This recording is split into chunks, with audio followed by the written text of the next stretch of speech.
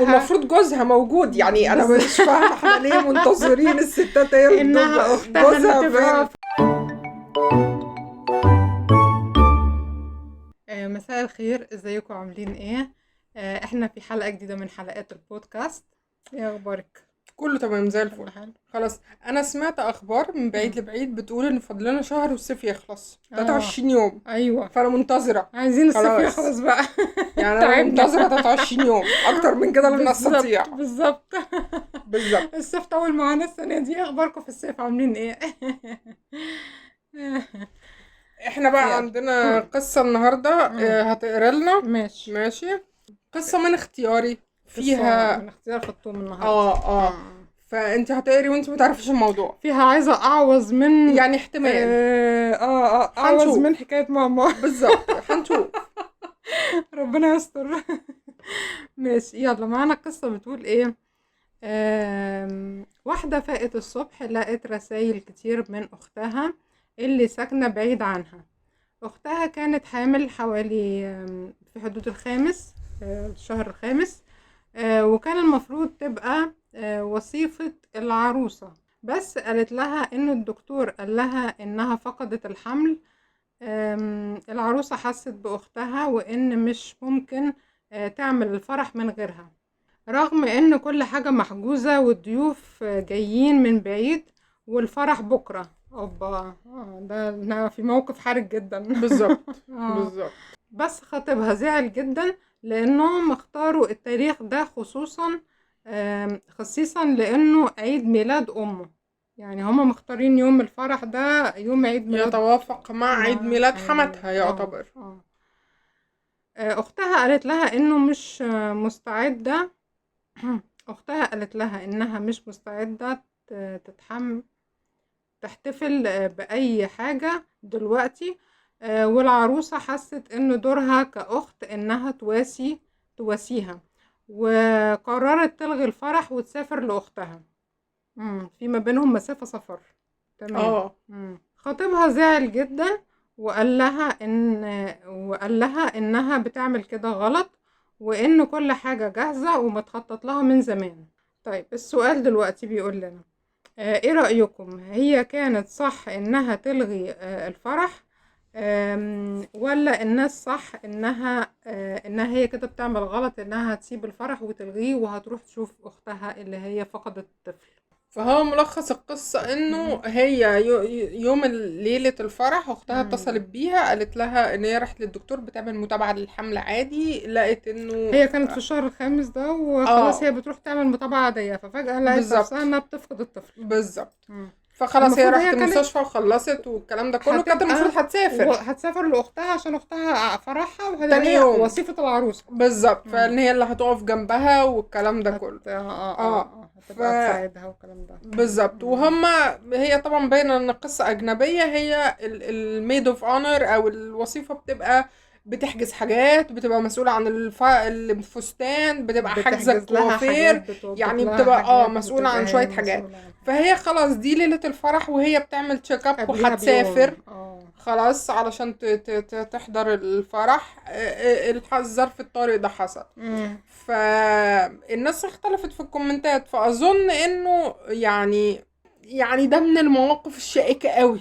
هو بصي، في ناس ممكن تبصله من ناحيتين. يعني في ناس ممكن تبصله من ناحية تقولك مش مشكلة تسيب الفرح وتسيب كل حاجة، تشوف اختها اهم حاجة. اختها يعني ممكن تكون اختها في موقف صعب فهي محتاجاها وانها فقدت الطفل ده، فممكن برضو مثلا هل هو الطفل الاول بالنسبة لها مثلا. فهي ممكن مثلا الموضوع مؤثر قوي لانه اول حمل مثلا، ممكن او كده مثلا شعور شوية انها هتجيب طفل وفجأة فقدته وبتاع، فكان محتاجة ان اختها تبقى جنبها. هل مفيش مثلا مامتها مش موجودة هناك مع اللي هي الحامل دي مثلا، او حد مفيش حد موجود او معاها، حماتها هي يعني حمات اختها. بالظبط حماتها هي، او اي حد يقوم بدور اللي هو يعني يمتص شعور الغضب بتاع انها فقدت الطفل. بالظبط. لو في حد موجود يقوم بالدور ده فمش لازم ان اختها توقف كل حاجة وتوقف الدنيا عشان تروح تقف جنبها. يعني بالزبط. هي اكيد متفهمة طبعا اختها ان دي عندها فرح وعندها التزامات وعندها يعني هم بيبقى في حجوزات، حجز قاعة وحجز حاجات وحاجات كده، بالظبط. ممكن يبقى في صعوبة برضو انها فده الجانب الاخر من الموضوع، مم. انها تبقى هي برضو فاهمة ان هي حاجزة حاجات، وان الموضوع هيبقى صعب انها تلغي كل الحاجات دي وانها بالظبط. تحجزها تاني. ولو هي اختها عندها حد يقوم بدور اللي هو اللي يقعد كانت هتقوم معاها، بيه ما دور، يسيبهاش اللي لوحدها. كانت هتقوم بدور الاخت انها تحتضنها وتبقى جنبها، والمفروض جوزها موجود. يعني انا مش فاهمه احنا ليه منتظرين الستات هي اللي انها اختها جوزها اللي تبقى فين؟ واقفه جنبها، ما هي اختها بتتجوز يا عيني، عندها برضو حاجات. لا بالظبط. فهي جوزها الست اللي فقدت اختها بالظبط، يعني بالظبط. المفروض ان جوزها موجود. فيعني ما هياش لوحدها. اوكي فهي اختك وكل بالظبط حاجه عندها وتمام. هناك جوزها وعندها حماتها اكيد، وعندها ممكن يكون في اخ او اخت برضو موجودين معاها والشخص اللي ممكن يعتذر امهم، يعني بالظبط. ام البنتين بقى ممكن ما بالظبط. تحضرش الفرح وتقعد يعني مع ما بنتها تحضرش يعني. الفرح وتروح وخلاص عند هي البنت بتبقى البنت التانية متفهمه. اللي هي عندها المشكلة. مش كلنا هنلغي الفرح وهنلم هنوقف عزالنا الدنيا كلنا عشان نروح نقعد عشان معاها. نلحق اللي هي فقدت الطفل. بالظبط.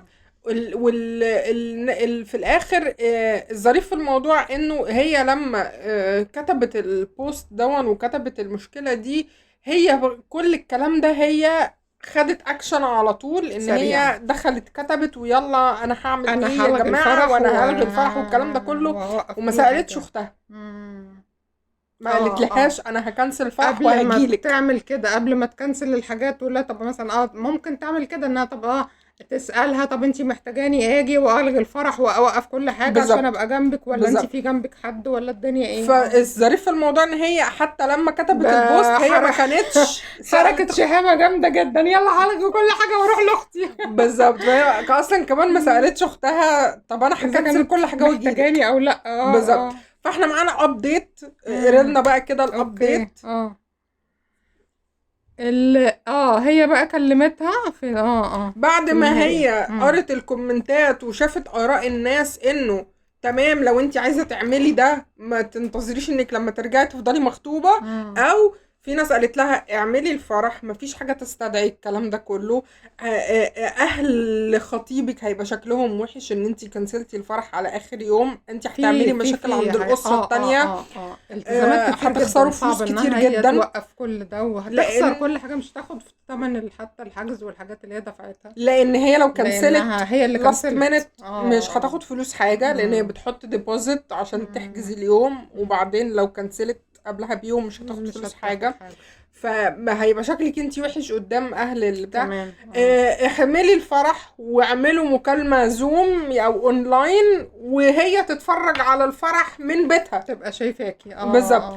او انتوا لما هتصوروا الفرح ابعتوا لها الفيديو تشوفوا. يعني مش شرط انه ان احنا نكنسل فرحتنا عشان نيجي نقعد معاها. ما احنا ممكن نعمل الفرح ونبعت لها حاجه ظريفه جدا تواسيها، هي بقى تتفرج على فيديو الفرح. فهي شافت الكلام ده في الكومنتات من الناس، وبعدين كتبت لنا ابديت عملت ايه، علقت بقى هي على الكلام ده. اوكي، بعدين هي قالت بقى ايه، وتمام بعد ما العروسه ايه بقى سألت الناس، والناس ايه تمام كلهم قالوا لها انها غلطانه. كانوا في الصف اللي هو بيقول لها ان انت ما ينفعش تاجلي كل حاجه عشان ما تخسريش كل حاجه. اغلب الناس قالت لها العريس هتخسري خطيبك كمان، لان هو مش موقف يستدعي قوي ان احنا نوقف كل حاجه عشان بالظبط. تمام. في الاخر هي اتكلمت مع خطيبها وقرروا تمام يعملوا الفرح زي ما هو مخطط، ويصوروا لاختها تشوفوا لما تبقى مستعدة. تمام. فهم ده اللي الناس قالوا لها عليه في الاخر. وهي كمان كان في تفاصيل اكتر، ان هي كانت بترد على ناس في الكومنتات انه هي لما قالت لخطيبها لاختها انا هكنسل الفرح وهجيلك، اختها قالت لها لا ما تعمليش كده، ما تعمليش كده، انت بتكنسلي الفرح عشاني ليه؟ انا ما طلبتش منك ده. انا كويسه، مش محتاجه ان انت تكنسلي الحاجه وتجيلي، انا خلاص اعملوا الفرح وصوروا الفيديو واشوف العمليه تمت بسلام، وان خلاص وان هي صحتها كويسه، وهي صحتها كويسه ومش محتاجه انها تيجي. جوزها قاعد معاها، بس احنا مش هنقدر نسافر ونيجي، ولكن انت اعملي الفرح، انت اعملي الفرح عادي. بالظبط. فهي كانت هتاخد الاكشن ويلا نكنسل ويلا نعمل مش عارف ايه، واختها قالت لها لا انا ما طلبتش منك ده، مش لان محتاجة في ان نفس انت الوقت تعملي كل ده. كل الناس بقى هتبقى يعني هتبقوا متضايقين شويه من جواهم مم. من الاخت اللي فقدت الجنين، ان اختها اضطرت تكنسل فرحها وتبوظ حياتها عشان خاطر، بالظبط. واخده بالك؟ فبقى اه. الموضوع ايه، كل الناس هتكره اختها رغم ان هي ما مم. قالتلهاش، ما انا ما قلتلكيش عملتش. تكنسل الفرح، انا ما بالظبط قلتلكيش تيجي، بالظبط انا ما بالظبط. قلتلكيش تبوظي حياتك وتيجي. ايوه ايوه. موقف ممكن هي ملهاش يد فيه او ملهاش حاجه، ولكن ممكن تعرضيني ان انا اكرهها الشخصيه دي عشان خاطر هي بوظت فرح اخويا او فرح بالظبط، ابني. اهل اهل خطيبها بقى الخطيب هيبقوا شايلين، يكرهوها بقى بالظبط، شايلين لان لها انتي الموقف ده. بوظت لنا الفرح، بوظتي الفرح واحنا رغم ان هي كنا حاجه ملناش يد فيها، مستعدين. يعني كون ان هي بالظبط فقدت الجنين دي حاجه ملناش بالظبط. يد فيها، صح صح. ولكن التانية مجنونه راحت بكنسل الفرح لا يعني لا صح، كان المفروض انها تسألها الاول هل انتي محتاجاني جنبك او لا، طب اكنسل الفرح واجيلك، انا ممكن اعمل كده يعني. ولو هي محتاجها فعلا تروح لها عادي، ولو هي مش محتاجة لا انا كويسة دلوقتي وكله تمام، فمش لازم انها بالظبط. النقطة اللي خلتني اختار القصة دي ان احنا نتكلم فيها حتة انه اوكي، العاطفة بتقول لنا انا عايزة اقف جنب اختي، والعاطفة بتقول لي ان انا حزينة ان هي فقدت الطفل، والعاطفة بتقول لي ان انا كمان حزينة ان انا فقدت ابن اختي والكلام ده بالظبط. كله. ولكن انا في التزام، انا في فلوس صرفناها وفي فرح هنعمله وملتزمين قدام اهل العريس، وفي التزام ان احنا اتفقنا بقالنا سنة ان احنا هنتجوز في اليوم ده. فالالتزام وان انا التزم بالتزام معين لا ينفي ان انا حزينه على ابن اخويا، يعني دول ما يتناقضوش. بالظبط. يعني انا متأثرة شعورا بحاجة مش كويسة حصلت، وممكن نعمل لها بعض التظبيطات، ولكن ما يأثرش على الالتزام اللي عندي اللي انا ملتزمه بيه، فانا صح. ممكن نبقى نعمل الفرح والعريس او العروسه بيقوموا يقولوا يعني سبيتش جملتين بيقولوا حاجة بيوجهوها لحد لبعض او معين كده، او لا وتضيف جملتين في الخطاب بتاعها تقول وحابين يا جماعه تبعت كلنا ان لاختها. احنا هي نبقى كانت نوجه هتبقى رساله وصفتي. لاختي ان هي لان هي فقدت الجنين امبارح، فحابين ان احنا نواسيها نواسيها ونرسل مع بعض.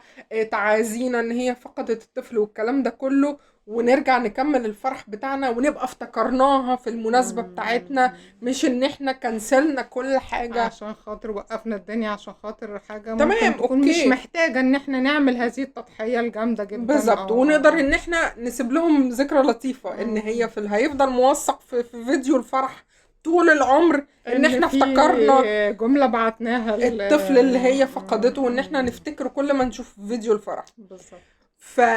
ده بيذكرني بقصة سمعتها من فترة طويلة، ان في مذيع مراسل بيطلع يقول الاخبار، نشرة الساعة 9، فملتزم كل يوم بيطلع يقول نشرة اخبار الساعة 9.